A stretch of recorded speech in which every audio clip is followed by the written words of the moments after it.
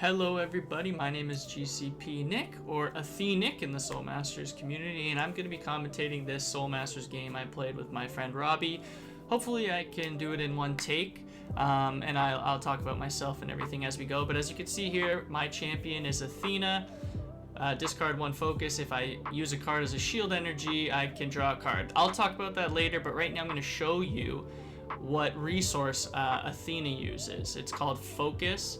And there are many ways of getting it. Spells, every time I attack, you generate ones. Those are what they look like. And I'll bring back the commander now. So basically, I have 10 health. My boy Robbie has 10 health. We pre-decided who went first. I'm pretty sure I get to go first. And you draw two always. And on your first turn, you can play one core. So that's what you're going to see me do here. I'm going to play a Golem core. I'm going to pull it up. And then I pass it to Robbie. Now, you can't attack on the first turn, and if anything I say during this video is incorrect, I do apologize. We are still learning the game. We've only been playing for a couple months. So that being said, neither of us can attack on our first turn. Neither of us can bring in a reserve card, or at least that's how we play. Now, Athena's big gimmick is called phasing, and I will explain it as it comes up. But essentially, a little ADHD moment there, I had to fix his cards. Essentially what it is I can bring units from my energy field, which is at the bottom there, and bring them up into the battleground by swapping with a card that is already on the battleground. And that usually gives some additional effects. As you can see with the Golem core here, if I do phase it from the energy field to the battleground, it will get +1 damage. There are ways to buff that.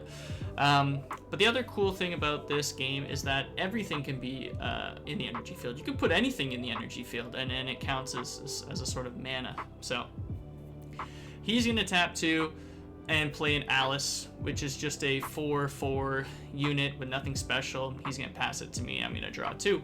You always draw 2, which I like that. It kind of helps the game stay up. Oh, here we go. Another Golem core and another Golem core. Now, I will say this basically never happens. I don't know if it was because I was recording, but you almost never draw cores this easily.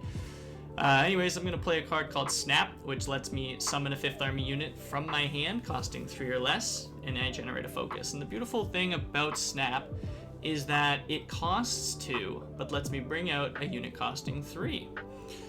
Now, I'm also going to swing here for 3, generate a focus, and Robbie's going to take 3 damage, so he's going to be at 7 health. Now, how Knight Percival works is that, as in other TCGs, if he is rested, he must be attacked. I'm going to pay 2 resource here to bring in my weapon. This is Athena's best weapon, in my opinion.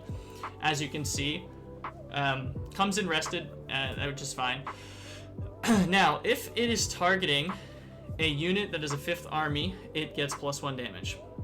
If the commander is Athena, which it is, it's +2 damage instead, which right off the hop, every time I swing, if I use the sword, that's 5 damage, which can be quite powerful, and it can get up to 7 damage. So that's great. It also has a rest and remove, as all resource cards do, and the rest and remove is generating 2 focus, and I'm pretty sure I'm actually going to do that this game because I'm really trying to win. This was an official match that winner gets a prize card. Now it looks like Robbie has tapped 1 and played Iron Fur, and I do apologize for not putting up his cards. If the videos do well and people want to see both sides, I may look into doing that, but for now I'm just going to kind of talk about them if I remember what they do, because Robbie and I play a lot together. So Iron Fur is 1 armor until his next upkeep, so every time I attack him, it reduces the damage by 1. Now he's going to attack me for 3 and then play an ability called Snipe, I'm pretty sure, which is +3. So I think he's going to be hitting me here for about 7. I think 6, 7. Uh-oh. I forget how much he hits me for, but he hits me for quite a lot here, and he's going to pay some resource to bring in a unit. I think it's +3, so I think he hit me for 6, but whatever. He's going to bring in an Onyx Temple, and how this one works is that on upkeep he can tap it. Oh, Robbie actually made a mistake here. He actually passes his turn to me and then realizes that he could have attacked with Alice, and he apologizes, and, you know, he calls it a blunder, which it is, because I actually evolve here. So what happens here is my health hit 0, so your commander levels up, and every time you level up, you generate a focus, you draw a card. So as you can see, I now have another ability where I can discard 3 focus to draw a card. That's the only change between my commander at level 1. I still have 10 health, and so we're going to go from there. So we let the blunder go because he's my boy, and even though we're playing to win, we're good friends. I am going to play another core. Unheard of. I don't even know if I win here this game or not, but just off of drawing 4 cores sets me up really well. I'm going to play a card face down because if you play if you play an energy card face down, it just means like it's not a core, but you can put anything down. So here I'm going to swing with Knight Percival, and I'm not going to phase him here because I want the taunt ability to be active. Actually, I'm wrong. Apparently I'm wrong, and I do phase him. So I have to pay a cost to phase him, and then if there was a discrepancy in the costs, I would, you know, have to. But I end up blundering here, and I don't know how I do, but anyways. How it works is this unit phases up, and if I discard a focus, I can return a card costing 2 or less to the owner's hand. Alice costs 2 or less, so I return it to Robbie's hand. I then pay 1 and play a phase squire. 2 HP, 3 attack, and nothing special about this guy. Just if it phases, it gets +1 damage, so it'd attack for 3. And now I'm going to swing on Robbie for 4, which he reminds me he has Iron Fur, so I'm actually going to be swinging for 3. He's then going to do some BS.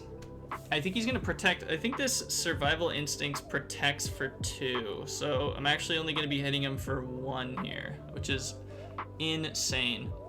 What I'm going to do here probably is tap my sword to give myself 2 damage. Yeah, that's right. And he's going to pay a rage to heal 1, which is fine, because how the stack works is each time you declare something, the opponent has the opportunity to respond. So he would have healed and then gone up to 3 and then gone down to 1 or something like that. Like it's first in, first out, as a lot of people know. Anyways, I bring in my best armor. This is basically the only armor I run in games, especially if I'm playing to win. Basically, it comes in rested, no surprise. I can tap this to pay for the cost of something phasing, which is pretty cool. Now, I'm going to tap 2 here and return this Alice back to his hand. I don't know why I do this. I'm basically just trolling him. I don't want him to get units on the board, and you'll see why later. Keshi, the commander he's playing, does a lot of damage. It hurts. You know, some turns I played against him, he's evo'd me twice in 1 turn. So let's see what he's going to do. He's probably going to bring in a weapon. I feel like he probably should have brought a weapon in earlier, but he's been using his rage efficiently this round. We are both super locked in because we know that there's a winner's card on the line. So yeah. Yep, he is going to bring in a weapon. Sorry, no, he's bringing in his armor. I think it's called Wolfsbane, and you can tap it as a resource, basically. Not a resource, sorry. You can tap it as energy. I get energy and resource confused sometimes, but you may tap it as an energy, which is nice because he can have as many energies down and then tap that. So he's going to attack me, and he's going to snipe me again. This guy, you know. So he's hitting me for 7 again or something like that, I'm pretty sure. And, oh, he actually is killing Knight Robertson. Wow. Interesting play. And he passes the turn to me. What are we gonna do? I'm gonna ready all my stuff. Beautiful. And sometimes I just keep my units who have summoning sickness off to the right and then move them to the left. That way I don't forget. Let me see here. Okay, I'm gonna swing on to Robbie for 4. Here's the thing. he survived last round when I wanted to evo him, so I'm kind of wasting an attack here. But the thing is, I want to be able to phase my taunt unit back in. So yeah, that's the catch. Now, how phasing works, to the best of my knowledge, and I think I have learned it pretty well. So I'm gonna declare an attack with my phase squire. I'm gonna tap my thing to pay for it, and then the units swap places the way they were, where they were. So because my phase squire was attacking, my Knight Percival will come in attacking, and because my Knight Percival was not a tapped resource or energy, my phase squire will go back to the energy field the way it was. I'm 99% sure that's correct, but again, if I am wrong and someone knows better, please let me know, no problem. So now that my Knight Percival is rested, Robbie now has to attack him first, and this is big. This is going to come in handy later. I am then going to sacrifice my sword, which I almost never do, because I have a feat that is going to come in handy later, and I need to have the focus for it. So we're going to pass the turn to Robbie, and I'm not really sure what he's going to do, but let us see here. His Onyx Temple is very strong. He gets a free resource each turn, and I don't have any battlegrounds like that, but I do have some strong battlegrounds that end up helping me out. You'll see that too. And one of the main things that... Oh, he's going to bring his Alice. He's going to attempt to bring his Alice in for the third time this game. And I'm going to let it slide. I'm a good guy, you know. Don't say I never do nothing for him. Oh, turns out he had two. So we're gonna let him bring in two. So now he's going to tap two more. You see as he taps his weapon there for one more energy. And he's going to play... I think it's called Librarian. It's not actually called Librarian, but... it's his version of searching his deck for any card that says Crimson Shadow or Keshi. And I think he has to reveal it to me. Not sure. I think he does anyways, but yeah. That's what he's gonna do. Now, what really attracted me to this game was I'm a Pokemon collector and I used to play Magic the Gathering. And recently I was kind of thinking to myself, I want to get into a new game, a new TCG, you know, be a part of a community and really learn something. And so I was looking around some card shows with my wife, and I stumbled across this booth at one of them. This was months ago in the summertime. And he's gonna bring Wolfpack, which by the way lets him summon a 1/1 intercept unit. A defender unit. It can basically take tank attacks for you. Very powerful. But anyways, I saw this booth set up and the art looked amazing. The art on the cards is beautiful and I love it. And so I thought, well, I can't really demo this right now because I was there for Pokemon, but I dedicated that I was going to come back and try and learn. And yeah, once I looked up the site and saw the art, saw the rules, I really loved it. So I started playing, and Robbie is a guy I play with weekly, and yeah, we love it. I also play Grand Archive. I just started that one. That one's really fun as well. They have challenges, right? Like they're all hard to play. All right, now let's see what Robbie does here. Everything he has on the board has Summoning Sickness, so the only thing he can attack with is himself. Now he is going to tap and play Wolfpack, and the joke is that it's always on the top, but it never is. So he's going to look for his dog, the dog, and yeah. So what's our board state at right now? So I have currently evolved. Robbie has also currently evolved. Someone bumped our table. How dare they? And so we're both hitting for 4. We're both on Evo 1. And he brings out his Shadow. I think the dog's called Shadow. So like I said, it's a 1/1. And if it is readied, it may intercept any attack. So, you know, if I come in for a big swing of 10 and I'm not, you know, thinking properly, I could, I could die. Now, in response to him bringing out his dog, I'm going to bring out a weapon. And this is another thing that we've kind of been talking about. We're not 100% sure if you're allowed to. But because you always have an opportunity to react to something, we are under the impression that, you know, you can react by, like, when he summoned that unit, I can react by bringing out my weapon and vice versa. We're not 100% sure if that's true or not, but yeah, that's how we're going to play it. So I'm going to bring in my second weapon because I have 2 weapons, 2 armors, 2 battlegrounds, and 2 feats. And so this just gives +1 damage to a unit or a commander and lets me draw or discard. Now he's going to declare an attack on my knight, and I'm going to tap 1 to play Thunder Shield, which prevents 2 damage and generates a focus. I really want my taunt unit to survive here. And he ends up passing the turn to me, and I know what he's getting up to. I know what he's doing with those. He's not attacking with those Alices because he wants to make a big push to evolve me. Anyways, I'm going to play my own taunt unit, a 1/1 Bastion. This is my goat. This is my boy, my ride or die. He basically, like I said, I may rest this unit to intercept an attack.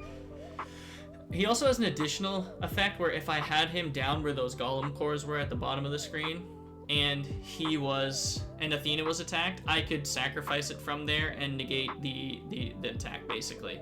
I have been able to pull that off, but I do find that he's actually more useful in the battleground if possible. So what's Robbie gonna do? He's gonna heal. He's gonna spend 1 to heal. I don't know what I'm doing. I think I'm attacking with Knight Percival to keep him taunted. Yeah, I am. Yep, there we go. So I'm hitting him for 5, maybe? At least 4. And he's probably thinking, he's in the tank cooking. What am I gonna do? He's gonna block it with the dog so he doesn't take any damage. Oh. But here's the thing, as he brings in his dog to intercept, I am going to tap 2 and rest his dog so he can't use it, because it's first in, first out, right? So first in, last out.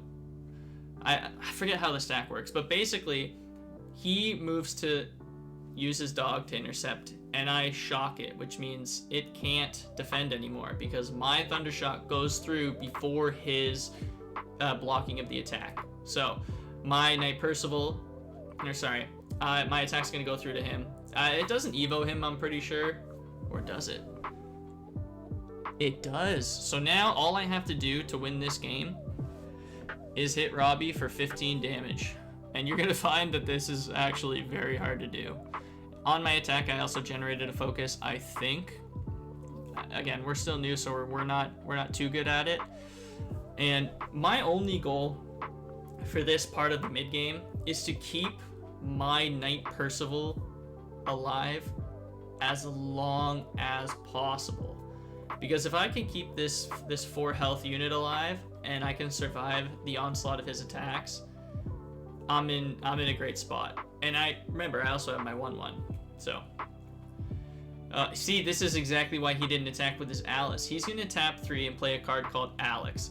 Alex has haste, and Alex also has an ability that gives his Crimson Shadow units +1 attack for the rest of the round. Costs 2 rage, but it's super busted. So here we go. So Robbie's gearing up to basically hit me for upwards of 13, 14 damage. So he's going to swing with himself first, which I actually think is an error. So he's going to attack Knight Percival for 5, which is fine. Now, Knight Percival is going to die, probably. But instead, I let my boy tank it, my little guy, my 1/1.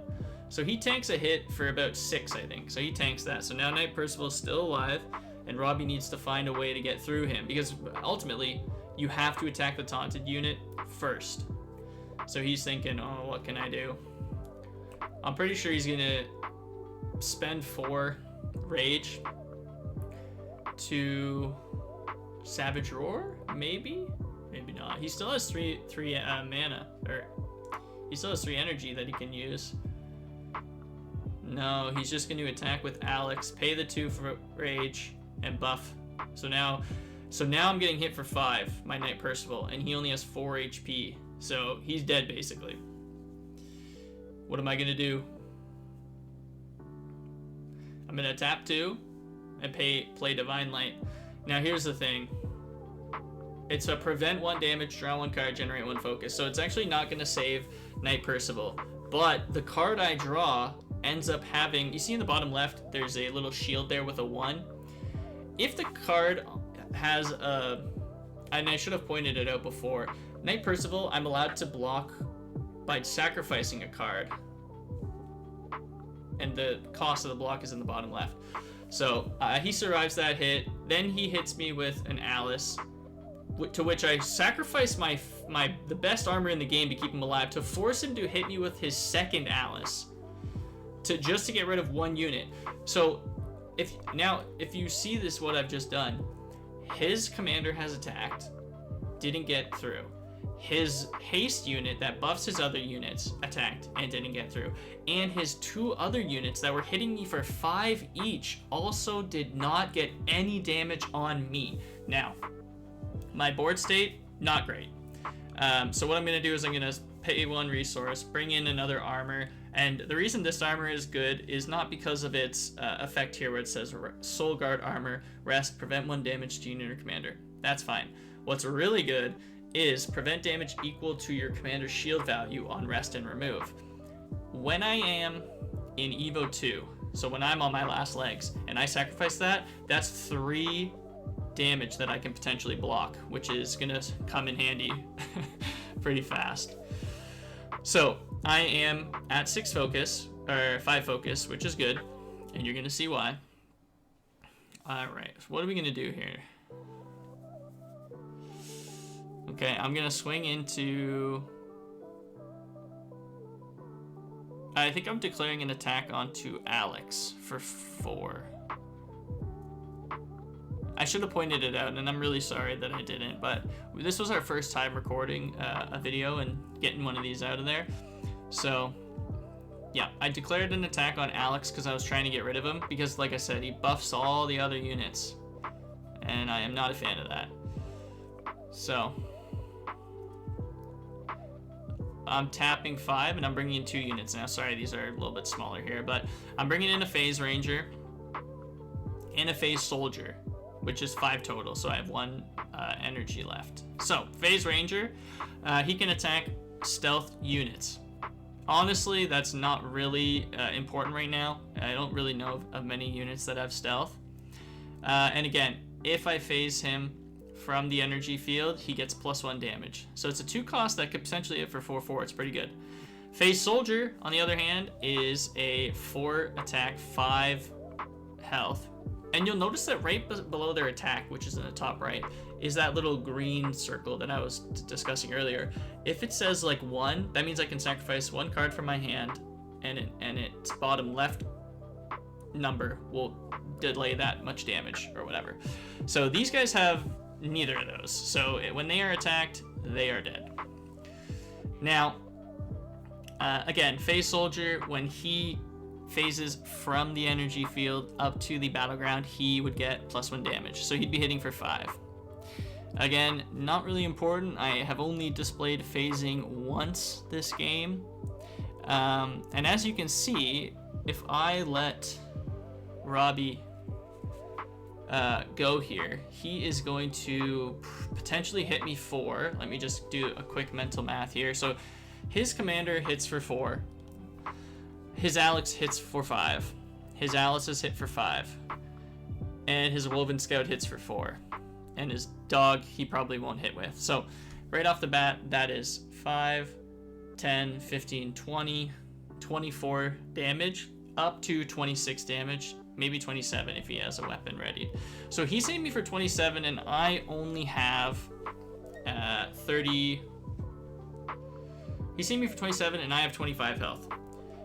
Because I have effectively 10 health right now, and then 15 health when I evolve.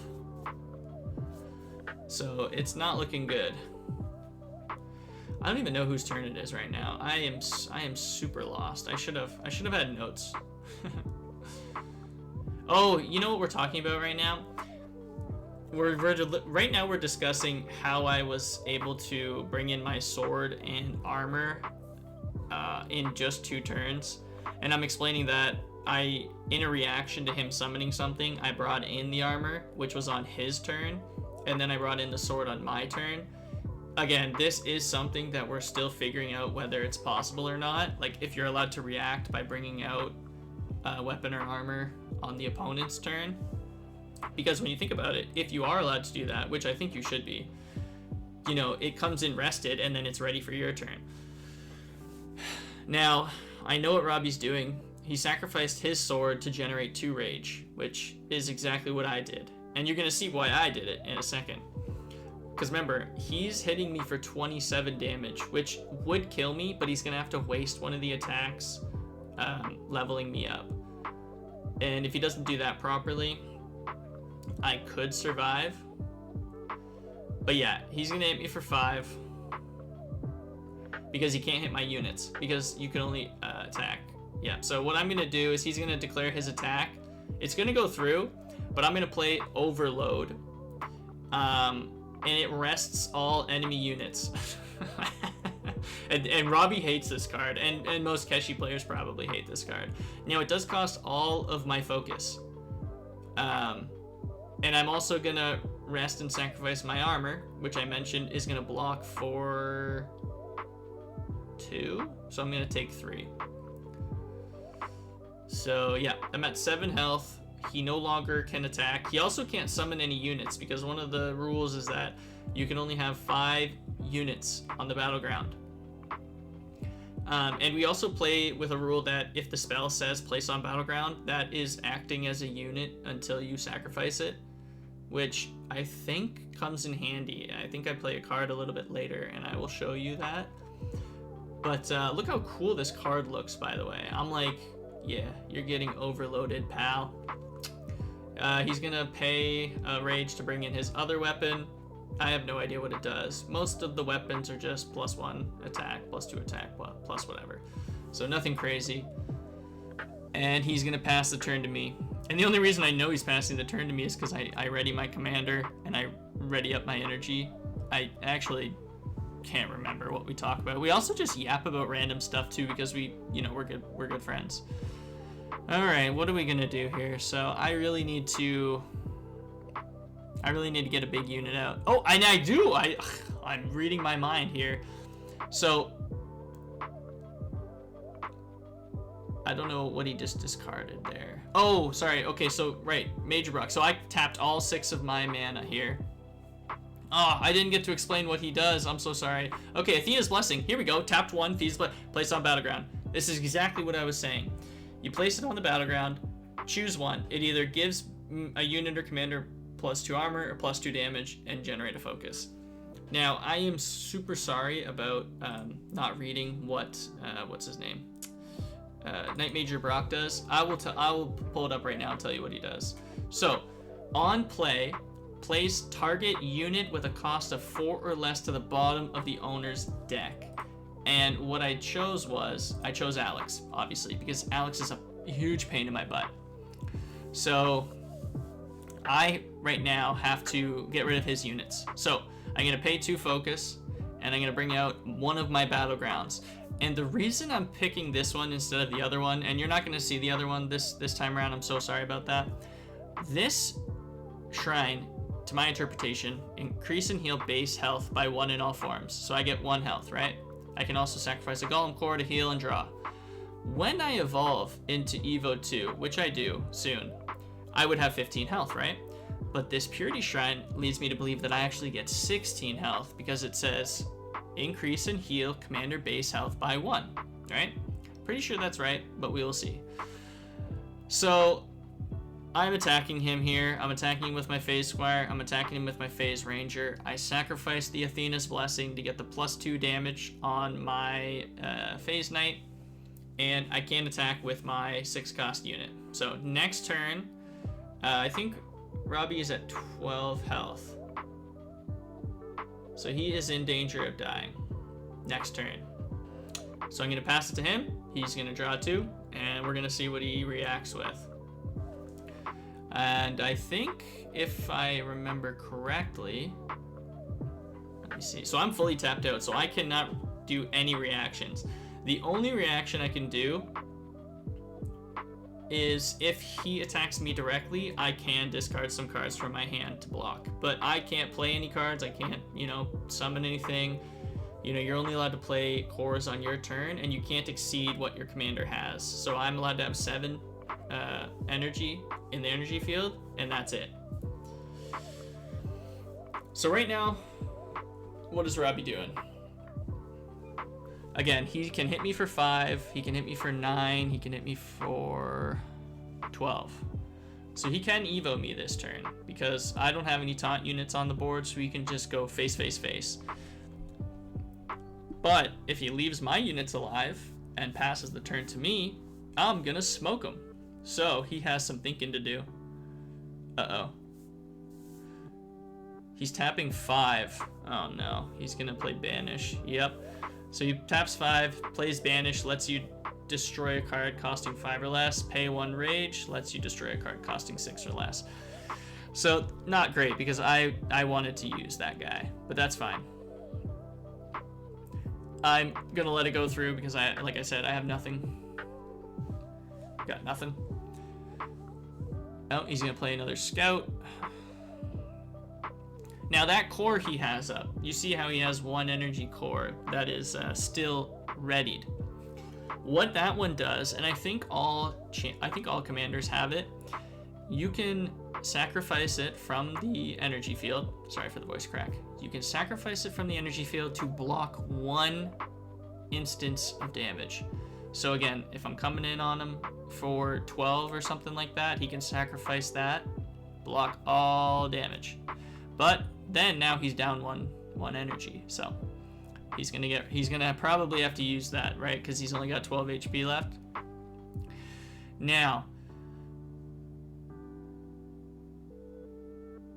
I see what he's doing. He's gonna try and evoing me this turn. So he's gonna pay for. Oh, is he? Right. Okay. He almost blunders here. This is funny. So he's gonna attack me for 5. I'm gonna take 5. This was funny, actually. We help each other out. I'm like, hey, you got to attack me first. He's going to pay 4. He's going to play one of his feats. It's called Savage Roar. It basically readies his commander, so he can attack me again. Ridiculous. Well, this guy, huh? Anyway, I think I only have 3 health left. Yeah, I only have 3 health left, so I am cooked. Yep, he's going to hit me for 3, and I'm going to evolve. And like I said, though, I am going to evolve and go to 16 health. And originally, Robbie doesn't understand why I have 16 health, and I let him know, yeah, no, my shrine. Yeah, that's funny. And he passes a turn to me, I think. Oh, no, I'm just drawing one because I evoed. I'm explaining the card to him, because I normally don't play Purity Shrine. I normally am not playing this, but I'm trying to win, so I'm playing it this time.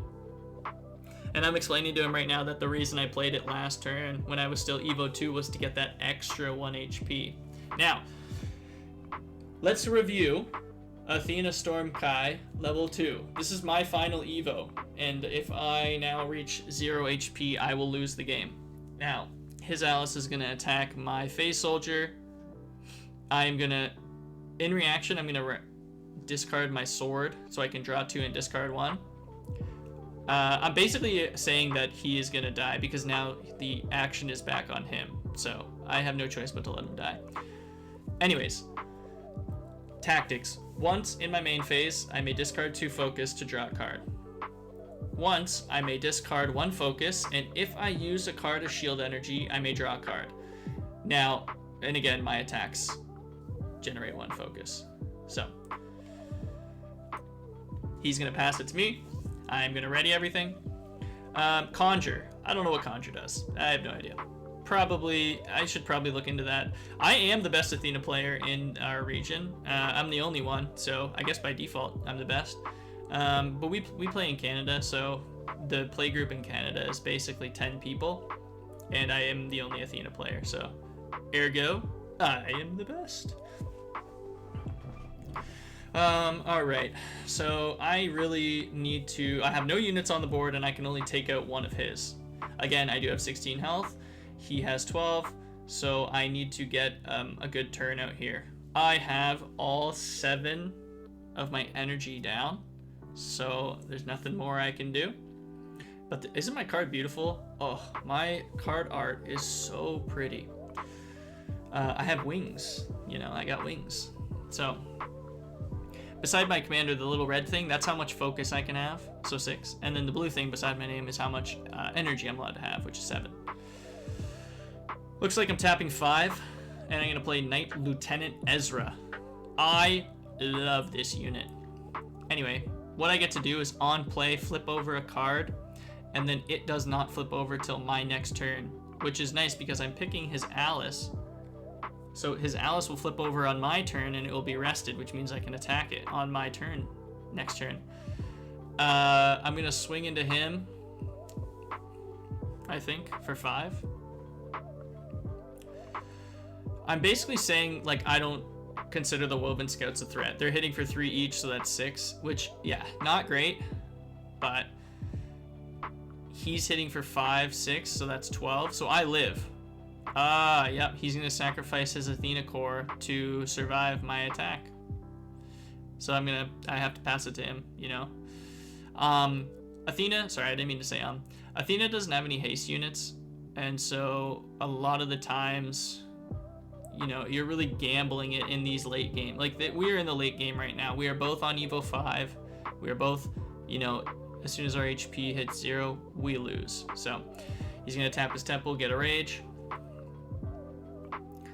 And one other thing I want to point out just real quick, because you haven't seen a lot of the cards in my deck. I have a 50 card deck, but the reason for that is underneath the text, for example, on this Knight Lieutenant Ezra card, there's a little helmet symbol there. And depending on what color that helmet is for how many cards you're allowed to have in your deck. So red, 1. Purple, 2. Blue, green, yellow, 3 each. So that's why this card is so powerful. I can only have 1 of them. And if I was to phase it, it would get +1. I'm not phasing these high-powered cards because it takes a lot to phase them back, if that makes sense. What did he do? He played Iron Fur, so he's gonna take 1 less damage from me all of next round. And he spent 4 focus to play something called Shadow Clone, which Cognate Shinajitsu. It lets him summon 2 units from his graveyard that cost 2 or less, and they have haste, which is, yeah, I know. And then for each unit summoned this way, your commander gets +1 attack. So he's going to be swinging for 7.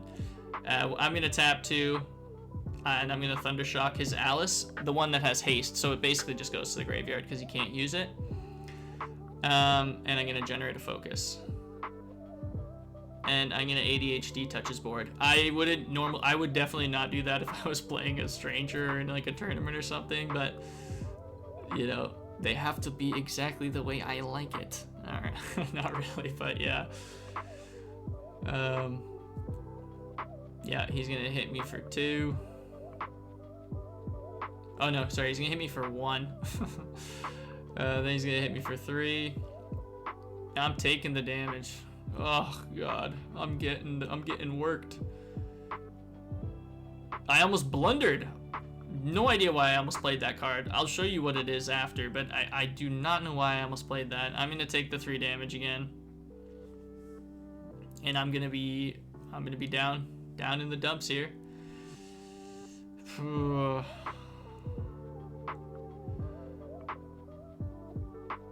Let's see what he does. I'm fully tapped out now, so I can't react in any way, but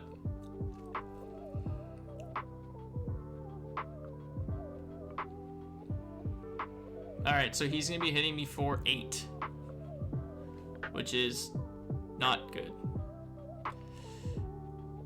Yeah, I'm gonna be living on 2 HP here.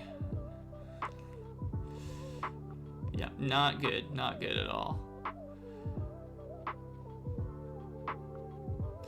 He almost has this. I mean, that damage went through, so what's he gonna do? He's gonna tap 2, tap 3, play a Woven Knight.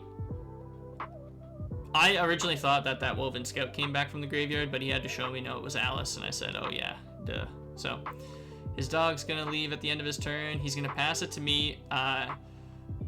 And I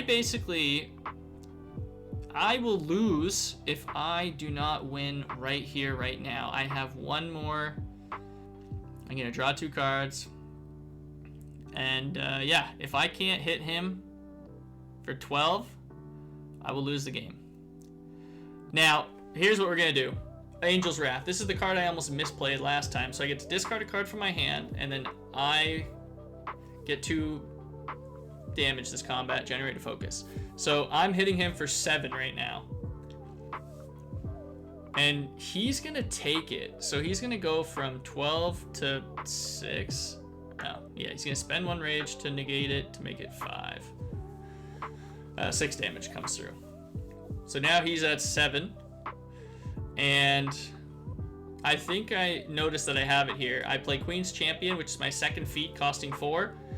My units get +1 attack, and I'm allowed to summon a unit from the battlefield to the energy field, and they are allowed to attack. So I'm gonna look for my unit with the most damage, and we're gonna go with that.